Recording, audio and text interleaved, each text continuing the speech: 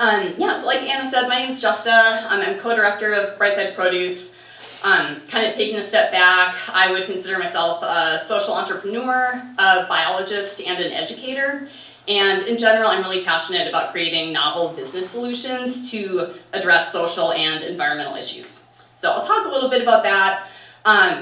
Just kind of the structure of my talk today, I'm going to give a bit of context to urban food access, healthy food, tell you a little bit more about me and kind of how I got here, why I'm talking about this topic. And then I'm going to talk about some of the work that we do at Brightside Produce to address these issues that I'll be talking about. Okay, so just a show of hands. Who in general feels optimistic about the state of healthy food access in the Twin Cities? Like, things are great. Yeah, I know why Jake says it's good. Jake is our longtime volunteer and he worked with Brightside for a while, so he knows why to be optimistic. Yeah, in general, I did not see a huge raise of hands. I'm going to try and not walk too much because it'll be awkward with the volume. I'm trying to turn it down a little. Okay. Is that yeah, it's fine. I think I just walk a lot, so I just need to plant. It's all good. I think it'll pick you up. Okay. It's got quite a wide range. Okay, good. I see. Right, so I just have, a smattering of recent news headlines. There's really been a lot of bummer news, I would say, in general, both locally and nationally regarding food access. There have been a number of major grocery stores that have shut down, right? The Aldi in North Minneapolis a few years ago, the ones in Byerly's downtown St. Paul just announced that they were shutting down. Right, food prices, eggs, which is potentially going to get even worse with these tariffs if they ever come online. Not to mention federal cuts to food banks and other nonprofits that are doing food access work, right? So in general, it's just, I think a lot of people kind of have a general understanding that there's existing issues and the current events that are happening now are sort of making it even more of an urgent issue. So what I'm going to talk about first is kind of existing levels of food access, not even taking into account these recent current events. So what I have here is a map of the distribution of food deserts in the Twin Cities mapped by census tracts. So the dark red areas are classified as food deserts, the pink ones are not food deserts. And I just want to point out that these maps are taken from a really, really great story maps piece by Claire Focht, she compiled all this really great kind of, survey level data on both, populations, demographics, public health data, all kinds of stuff. And so when we're talking about food desert, it's a term that a lot of people have heard of pretty loosely. I'm not going to go into major fussy details. Really what we mean by that is an area with limited access to grocery retail, right? And specifically healthy food access, like fresh fruits and vegetables. Is that good? You can still, I'm not blasting people? No. Okay. Good, well I feel better actually not being myself, wasn't okay, so everyone has different definitions of what a food desert is. Here we're talking about really like a half-mile radius, right? Something that folks can reasonably walk to get to a grocery store to purchase healthy food. And so if you look at this map of the Twin Cities, I'm not sure how well folks can see, but the colored areas are highlighting Minneapolis and St. Paul. And there's a lot of red, right? And when you think about it, it's pretty appalling, right? That there's no grocery store within a half-mile radius of all of those red areas. This is a densely populated urban core, right? There are a lot of folks who are impacted by this. So, really a fundamental question is why? Why would these food deserts exist in the first place? Why is there not, grocery stores distributed equally where people live? And there's a number of reasons for it. I'm just going to highlight a few. One major one is actually the legacy of redlining and systemic racism. Right, and so if you look at these red areas, they tend to be the areas that were redlined decades ago, and of course, they're not necessarily active practices, but they have these legacy impacts, right, that we're still seeing and experiencing. And second major reason is urban planning, right? Zoning restrictions mean that grocery stores can't just open anywhere, and actually a lot of these areas are not zoned for commercial businesses. So that's a reason. Another major issue that actually The Atlantic had a really good article on recently was the consolidation of major grocery store chains that started in the 1980s. So there used to be all these little, mom and pop grocery stores, just distributed around neighborhoods that would serve neighborhoods, right? That you would walk up, you live there, you'd walk there, and you'd shop there. And since the 80s, grocery stores have been consolidating into major corporations, and they've closed shops and closed shops and closed shops to make these, big mega superstores that you have to drive to that are often situated out in the suburbs. Okay, and finally, the last reason I'm just going to highlight quickly is the profitability. Right, grocery stores are run by corporations, and so if they're not turning a profit, those businesses they're not necessarily doing a public service, right? They're not going to keep their store open just because the store should be open, right? If they're not turning a profit, they're going to close, and that's exactly what happened with the Lunds and Byerly's downtown, right? The owner said that they were facing a lot of issues with, not necessarily low visitation, but they were having issues with crime, right? And they weren't covering their costs, and so that's what they're going to do is they're going to shut down. But now downtown St. Paul, which has a huge population, is left without a grocery store. Interesting that where we are at the moment is shown as dark red. Yes. And we have a grocery store right across the street. Yes. So how does that help? Yeah, that's a great point. And actually, St. Anthony Park in general, there has been a decent amount of literature focusing on food access in this neighborhood. It's not something I'll go into, but I know some parts can be classified as food deserts, but you're right. The Tom and Jerry's, it's right there. I didn't compile the data. But and it might, I wonder if what it may be is like certain square footage. I wonder if they're talking about like the kind of bigger box retail stores like the Cubs and Fresh Time and stuff like that. I wonder if it's too small to register as a grocery store. Because the other thing that I'll talk about a little bit later is that it's not like there's zero food access in those red areas. There are a lot of corner stores, right, and neighborhood walk-ups, and I wonder if that grocery store across the street is more so classified as like a corner store or convenience store than a big grocery retailer. Okay, so now what I'm showing is another map pulled. So I have the food desert map on the left. On the right, we have a map showing the percentage of households below the federal poverty line. So basically, the darker color you go, the higher poverty there is for folks in the back. That dark brown is 40 to 70% of the population living under the federal poverty line. The light beige is less than 10%, right? So the other levels kind of fill in. And I'll also say, just raise your hand. If anyone has questions, I'm happy to just stop and talk.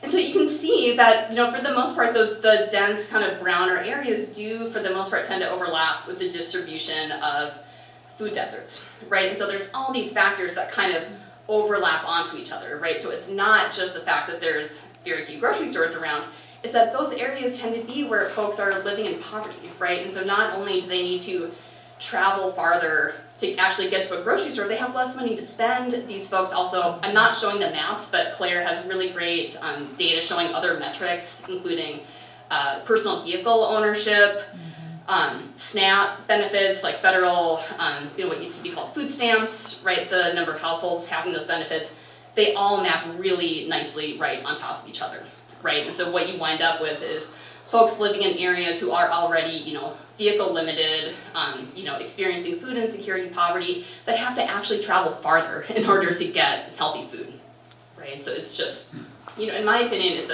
it's a tragedy, right? And it's really an issue that needs more attention.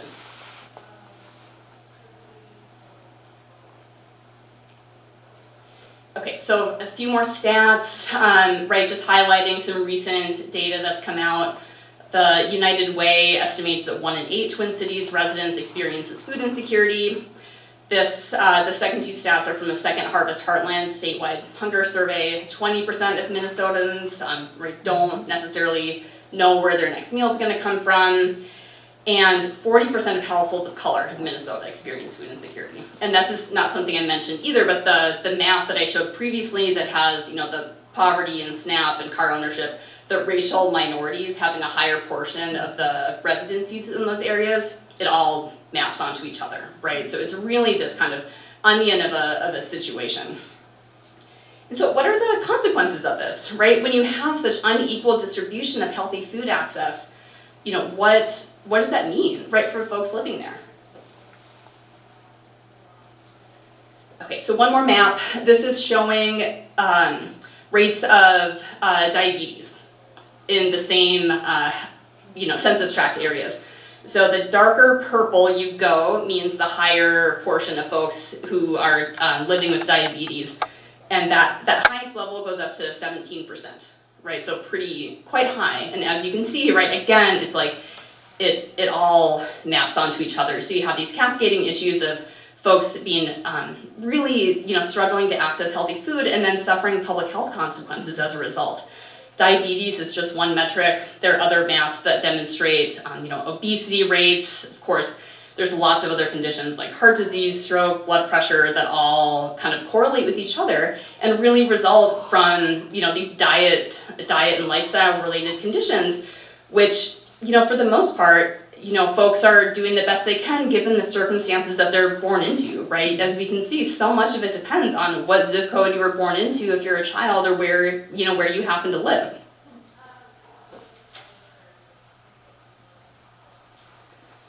Okay, so that's the end of the data part. I think we can all agree, right? The system is not working, right? If we believe that access to healthy food should be a basic right, which I do, I think the data is pretty compelling that it's not happening, right? And it's only going to get worse. I think we've seen sorry, I keep going by the mic because I think it's louder. Okay. So I think, we've seen capitalism isn't going to do it, right? If it's a profit-driven model, right, it's not going to happen. We're seeing these grocery stores close. They're not going to change their operations. I think it's also pretty clear the government's not going to do it either, right? We're already having all these issues, and these days it's really only getting worse. And so, I think the big question is, well, what can we do about it? If we all agree that this is not right, this is not just, well, where can we go from here? And how can we try to, address some of these issues and try to create a society that looks like our vision for what we think it should be?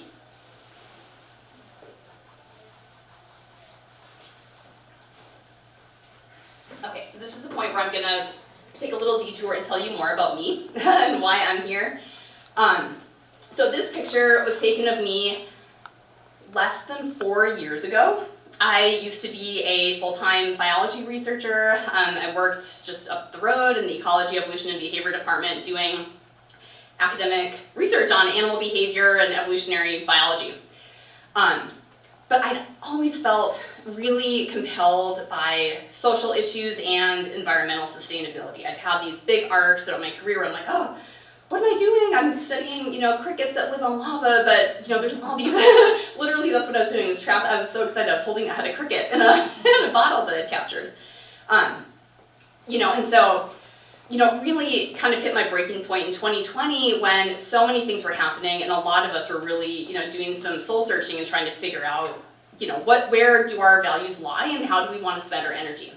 And so I made a decision that I never thought that I would do, and that was to quit my academic research career and really kind of dive headfirst into this idea of business for good. I joined an MBA program, which was like, the people who knew me best were like, you're doing what? Like, I'd, never taken a business class, never expressed any interest in it. But I got involved with Brightside Produce, which is what I'm going to spend the rest of my talk discussing. And, I really felt like, man, someone needs some business skills, right? Even if you're doing work for the general good, right? Business is not the problem, right? Like big capitalist corporations that are sending, lots and lots of money into shareholders, like that may not be just, but businesses have been operating as long as humanity has existed, really, right? We've been bartering and trading and specializing. And so I've become really, really interested in this idea of business for good, right? And so how can we structure organizations that by their very operations create social benefits, right, and environmental benefits? And a specific idea, if anyone's heard of donut economics by chance? Yes, okay, awesome. Yeah, lots of nodding heads. So it really became inspired by this idea, and really the last 4 years have been dedicated to trying to actionalize this in the avenues that I have. And so for those who don't know, donut economics, it's like an alternative economic model that really advocates for creating like local economic models, right, that both elevate the social foundation while at the same time making sure that you're not exceeding ecological limits, right? So you're operating in this just and sustainable operating space for humanity, right? And it's possible, it requires pretty major changes, but I'm optimistic about it, and I think the more folks who get engaged, that we can really start seeing some major changes. So, okay, so like I said at the beginning, I've been serving as co-director of Brightside Produce for the last handful of years. I've been involved since the very beginning, and I'll tell you more about,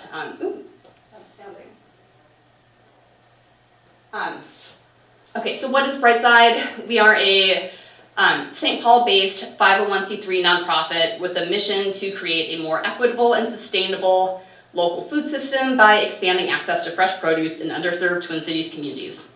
That is a big mouthful. Basically, we believe that access to healthy food, specifically fresh fruits and vegetables, should be a basic right, and we're working to make that a reality in the Twin Cities. Okay, so why fresh produce specifically? I'm not going to hammer this in too much. I'm sure a lot of folks know, but really, slides have a mind of their own. So basically, for us, there are a lot of nonprofits that focus on, food security. For us, nutrition security is really most important, access to that health and fresh foods. And we focus on fruits and vegetables specifically for food insecurity, nutrition security. Second is public health, right? One stat I didn't mention, right? Only 1 in 10 Americans actually eats the daily recommended amount of fresh fruits and vegetables. So that has huge public health consequences, regardless of income level and zip code. And third is environmental sustainability, right? My biology background, I've always been really passionate about trying to ensure that humanity persists into the future. And actually, eating lower on the food chain is one of the best and most impactful individual actions that folks can take. And so for me, it's really this trifecta of impact that I'm really passionate about. Okay, so I'll just highlight quick our kind of core programs. I'm not going to talk about everything, and I'm also keeping an eye on the clock, make sure I don't hold everyone too late. I don't know why my slides are automatically advancing. Okay, so first up, we have our Healthy Corner Store initiative. This is actually the reason that we were founded. We'll talk more about that in a second. We also provide a suite of fresh produce home delivery programs with different segments catered toward different populations. We operate 2 urban farmers markets, including the MidCity Farmers Market, which we co-founded here in South St. Anthony Park just last year. We also offer fruit bowl services for workplaces and whoever wants it. Basically, if you want produce delivered for some reason, I'm your gal to talk to. And then finally, I'll just briefly mention a new venture that we have called Darkside Snacks, which is a fruit and veggie upcycling program. Try a different way of advancing and see if that makes a difference. Okay, so one thing I just want to highlight too, so we're so excited, just yesterday we actually were awarded a Public Health Hero Award by the City of Minneapolis for our efforts. Good. So yes, thank you, no, it was really, really exciting.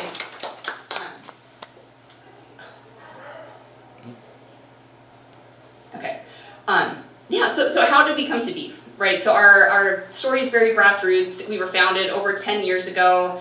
My husband is actually one of the co-founders. He's a professor at St. Thomas, and so I've really been involved with Brightside since the beginning, although not, really officially part of the leadership team until probably 2020. So he focuses on urban agriculture. He had community gardens, and it was really when that term food desert started kind of coming on the scene. And heard about issues where specifically in Minneapolis, corner stores were being faced with this new statute by the city saying that they had to stock fresh produce, but they were struggling to do so for a variety of reasons. And he just contacted the city health department and was like, hey, I grow vegetables, like, can I help in any way? And it turned out that the city of Minneapolis also had identified these 2 teenagers who were growing up in North Minneapolis who were involved in another nonprofit called Project Sweetie Pie, who were really fired up about this issue of corner stores in underserved communities. And here they are, so Adam Pruitt is on the left and Dee Dee Fuller is in the middle. Basically, they were really fed up with the fact that they could not buy healthy food at the stores where their community shopped, right? Grocery stores were hard to get to, so folks shopped at the little convenience stores, and they had nothing but, candy bars and chips and canned stuff. So, long story short, the 3 of them got together, ideated, and came up with this idea of Brightside Produce as a way to serve small corner stores in underserved neighborhoods and help them stock fresh produce. So we've been doing that for the past 10 years. Just briefly, I'll mention, why, not everyone knows, like, why is it hard for corner stores to stock fresh produce? Number one, they're really important. So really across the nation, corner stores are identified by public health departments as being a potential key to supporting healthy retail access, because these are the stores that are embedded in neighborhoods. They're there because they serve walk-up traffic, right? They're often in neighborhoods where folks don't have reliable transportation. They're easy to get to, and so that's where folks end up buying a lot of their food. But it's really hard for them to stock fresh produce. One reason is that they're small, right? They're just not gonna sell that much stuff, right? And so your traditional distributor would have, minimum order requirements, sell produce in big cases, and most stores are just not going to sell those kinds of quantities.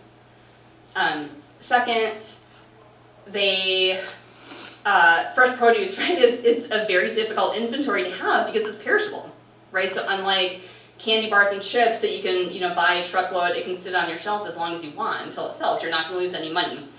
Everyone's had those bananas, right, that sat just one day too long, right?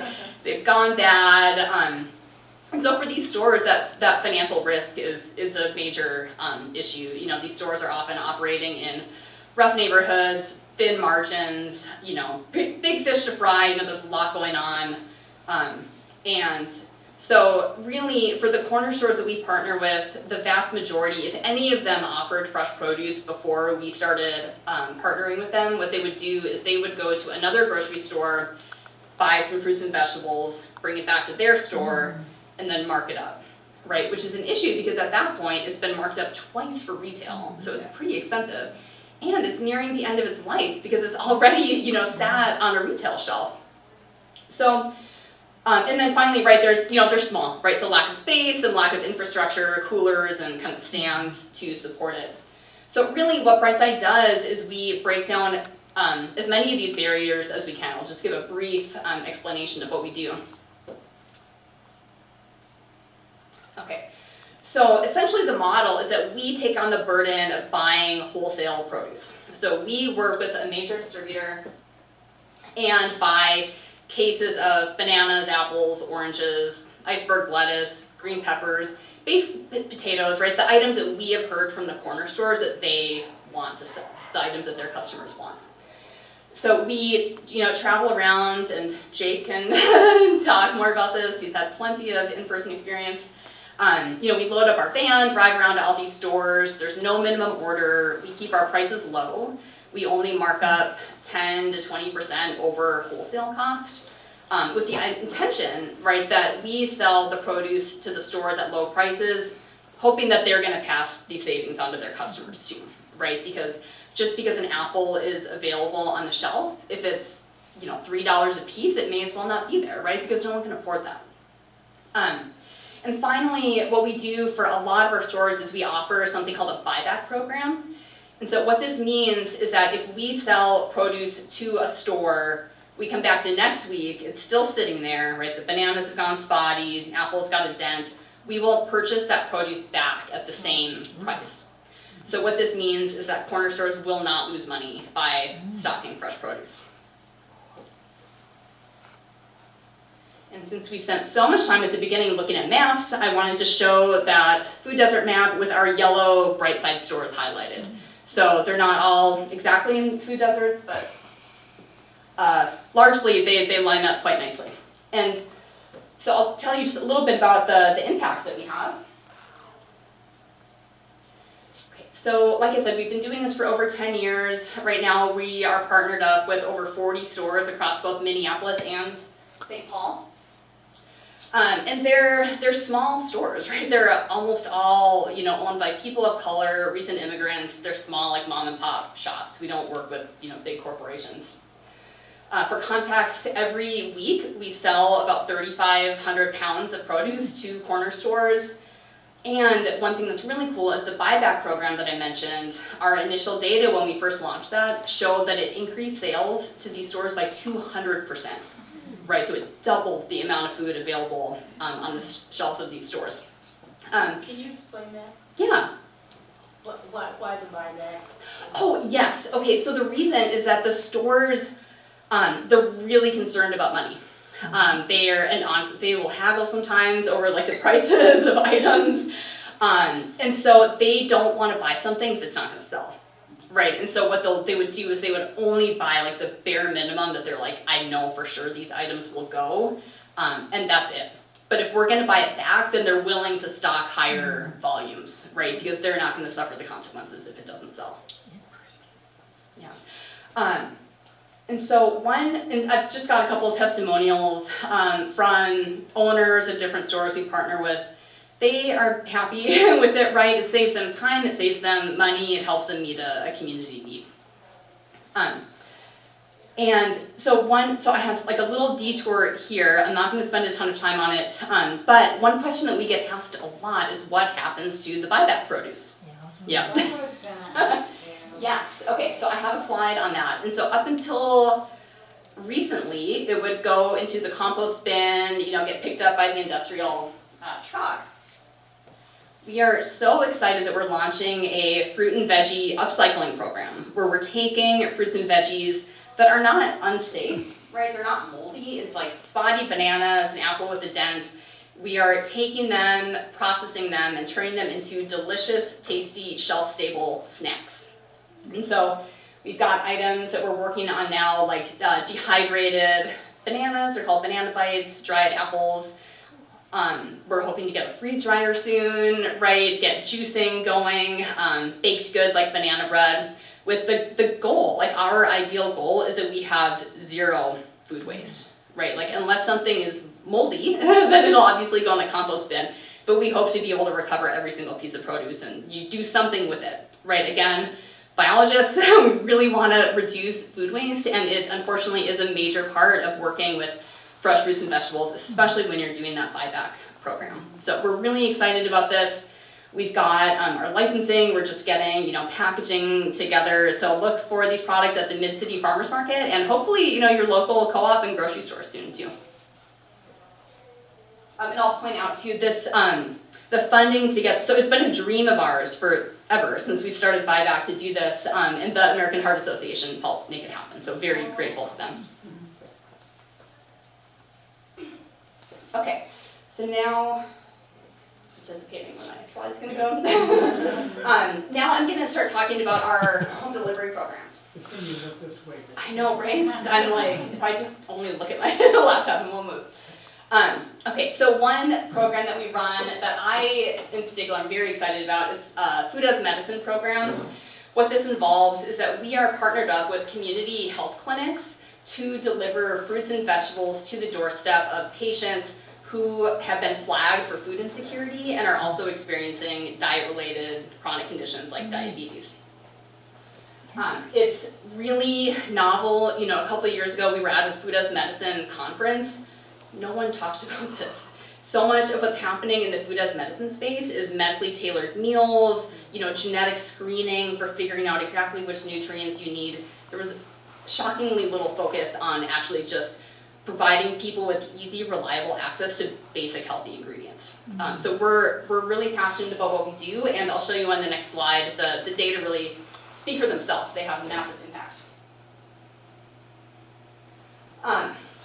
So we've been doing this since 2020. Really in the last year it's ramped up thanks to a partnership with the Minneapolis Health Department that was funded by a CDC grant. So we have 5 different clinics that we've partnered with. They're all FQHCs. If anyone knows what that means, it's like a federally qualified health center, which essentially means that they are clinics that serve low-income, uninsured, underinsured folks. So the clients that they serve are mostly Native American, Hispanic, and East African immigrants. Over the last 5 years, we've delivered food to the doorstep of over 600 clients. 2020 alone, we delivered 18,000 pounds of fresh produce as part of our Food as Medicine program. And the data is amazing. What the statistics here are a snapshot from one of our clinic. After just 6 weeks of deliveries, there was measurable health benefits, including lower blood pressure, lower HbA1c levels, which is an important diabetes metric.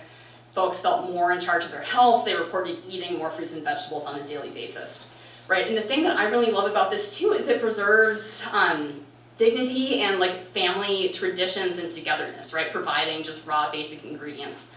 Just last week I had a conversation with folks at Hennepin Healthcare, and they were saying that they have recently done a study where they were doing food as medicine pilot, and they asked people, would you rather receive medically tailored meals or would you rather receive, basic ingredients to cook with? Overwhelmingly, people wanted basic healthy ingredients. And just, lots of testimonials. People love it. I wish there was more and more funding to do it, because this is mostly a grant-funded operation. Okay, second, we have a Pay What You Can branch of our home delivery service. This is something that really, we created in response to community need in the summer of 2020. We had been participating in kind of mass giveaway events right after George Floyd was murdered. A lot of the grocery retail infrastructure was damaged, and there was a lot of efforts to help support folks living in those neighborhoods where there just were not grocery stores to shop in.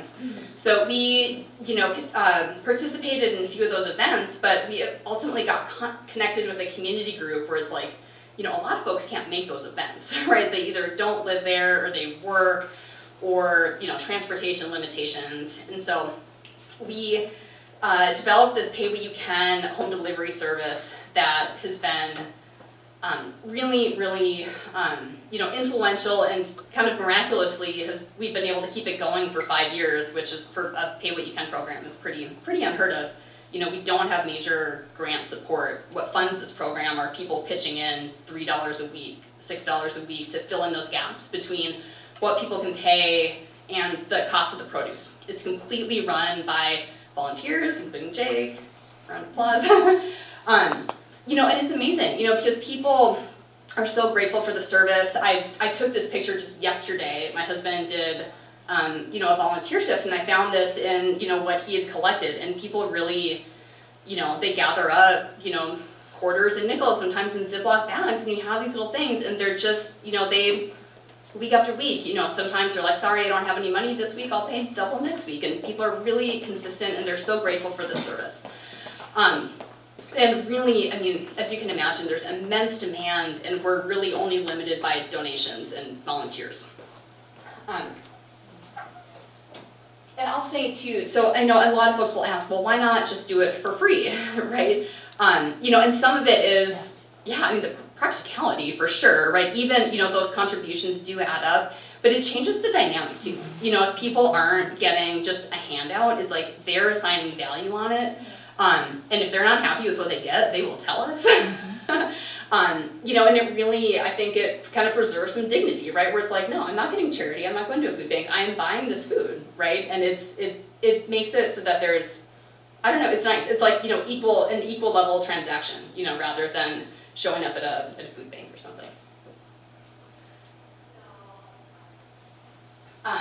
Okay, so a little bit of the impact. And here I'll also mention too, so a lot of our folks are people who really fall through the gaps, right? So we know, the EBT SNAP is great, the federal funding for food, but a lot of people are experiencing food insecurity but are not eligible for those benefits for one reason or another. And so really our program helps, provide a stopgap. So a bit of impact numbers I'm looking at the time. Okay, so we've got over 11,000 bags of produce delivered since 2020. They're big, big grocery bags full of fruits and vegetables. Right now we have 40 weekly customers. And for an idea of kind of, who the folks are that we are serving through this program, in a survey we did in 2021, we found that over 80% of the households we deliver food to have a household income of less than $32,000. And they're large households. In that survey it was like, on average, 4 to 5 people, some considerably higher.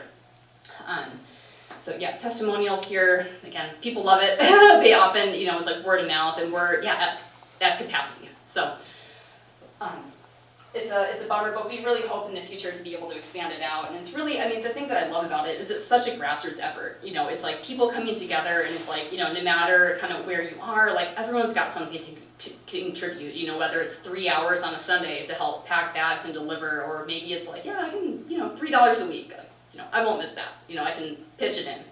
And it really makes a difference for these families. Okay, so now just quickly, our third home delivery service is a revenue generator. One thing that's really important to Brightside, again, I mentioned social entrepreneurship and bringing diverse folks together, so we do try to earn our own revenue as much as we can, so that when things like the federal government goes haywire, we don't have to stop our operations, right? We try to be as financially sustainable as possible. And so really our online farmers market was developed as a way to fund our corner store program. The corner stores are really expensive to run, buyback, you can imagine, and just paying a team of 2, we're only clearing 10% off of small transactions, it's just, the math doesn't quite add up. So we do offer this service. It's like grocery delivery service, kind of like a CSA, but you have a wide range of choices for what you get. If you're interested in local organic produce like a CSA, we can do that. We're partnered up with a number of farms. We have that as like an official option this year, although we've always unofficially offered it. But we also have, conventional produce we can offer, and so if people want avocados, we can do that. we have diverse sourcing, and so we can really make anything happen. So doorstep delivery, there's a small food justice surcharge embedded in the price that really, again, just helps fill in those gaps and makes our budget work for all the services that we offer. We have add-ons, so it really is like an online farmers market. You can get eggs from us, honey, maple syrup, gourmet mushrooms, hot sauce, all kinds of fun stuff from the farmers market vendors that we develop relationships with. So these are all local Yes. vendors? Yes. They're all local vendors. The farthest one out is Jeweltown Coffee. They're in Osceola, Wisconsin. Okay, and they don't grow it locally, No, but they don't, but they are very intentional. They try as much as they can to get fair trade and organic beans. They're very thoughtful about how they do it, and they do all the roasting locally. And actually, if anyone ever goes out that way, it's kind of by Taylor's Falls. They have a really cute coffee shop with like jam sessions. And like it's a very like earthy kind of family-owned place. There's the family who owns it we're very close with, and actually they've been involved with Brightside specifically for a long time. So yes, everything is local. The mushrooms are grown in Bloomington. Bluehorn tea is what we were talking about earlier, the Somali tea. Microgreens are grown in Minneapolis. Amish farms, I guess, are also in the St. Croix River Valley. But yes, all local, definitely. And we're careful about who we partner with too, right? Like we always try the products and make sure that they taste good and that we believe in the brand. Like we're not going to sell something that we don't believe in. Okay, so quickly, we do also run the Linden Hills Farmers Market. It's kind of a drive, but if you ever feel like taking an adventure on a Sunday morning, it is a great market. But really what I want to spend just the last few minutes talking about is the MidCity Farmers Market. So this is a brand new market we co-founded last year. We're moving into our second season. It is located in St. Anthony Park, and I just want to do, a little shout out. We're really looking to develop just like a strong customer base. Our vision for this market was to really create, like a vibrant community gathering space in St. Anthony Park, where our operations are based in the same location as the farmers market. And in talking to the owner, it's also a commercial kitchen, so a lot of the makers, like small scale artisanal food producers work out of there. Just not sure. You know, so we had this idea where it's like, oh, there's all these makers here, you know, there certainly it's an area that could use better food access too. There's no farmers market that's close by, so we had this idea and we made it happen last year, and I'm really proud of it. It was, you know, creating a brand new farmers market from scratch is not an easy feat, but we did it. We had so much fun, and we're just really excited about the potential for this market. Again, our vendors are awesome. A lot of folks, you know, who vend at markets are people of color, recent immigrants. For a lot of folks, it's like their way to share their culture. You know, it's like small entrepreneurs where it's really their first time accessing markets.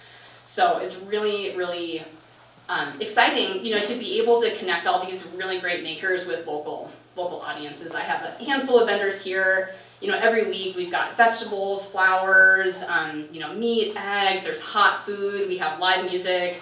And so it's more than just shopping. You know, you can really come and, you know, enjoy the music and sit down, get a meal. It's more of a destination. So where is it? You might be asking. It is, I know a number of people have been here, but it's just a block down from Dual Citizen in South St. Anthony. So basically if you go down Raymond, you cross University, go past Dual Citizen, it's like right there, one block down. Wednesday evenings, 4 to 8, June through September. This is also a market that we have tried to make really accessible. So we are able to accept EBT and we have market bucks there. So what this means is that folks who have, you know, their federal food benefits, they can swipe, and every $1 of SNAP that they take out gets amplified with market bucks. So they really get $3 to spend on local food, which is great. It's a wonderful program run by Hunger Solutions, and at least so far it seems like it's able to keep happening this year. So we're really excited to be able to offer that. Okay. So if you're in any way inspired by the work that we're doing, excited, and would like to support Brightside's efforts, I have a lot of different ways that you can either get involved or support. I'll just call out a few. There's a big bullet point list. One, you know, donating to support our Pay What You Can program is huge. Subscribing to our online farmers market. Come and visit the MidCity Farmers Market. We'd love to have more local folks, you know, walking up. It's dog friendly too. If it's a well-behaved dog on a leash, they are welcome, just not inside food tents. You can volunteer, you know, consider us for workplace fruit deliveries, buy dark side snacks when you find it. And really, honestly, the most important thing is just telling other people, you know, sharing about us. We've been around for 10 years, but we're still, you know, we don't have the same kind of awareness as some of the other, you know, nonprofits. So we would just love to, have more people talking about us. So thank you so much. I am looking at the time. I'm on it. So thank you. Again, my name is Justa. My email's here. Our website is on. And I have little postcards too all set out if anyone wants to come and grab one to remember who we are and what our website is. Thank you.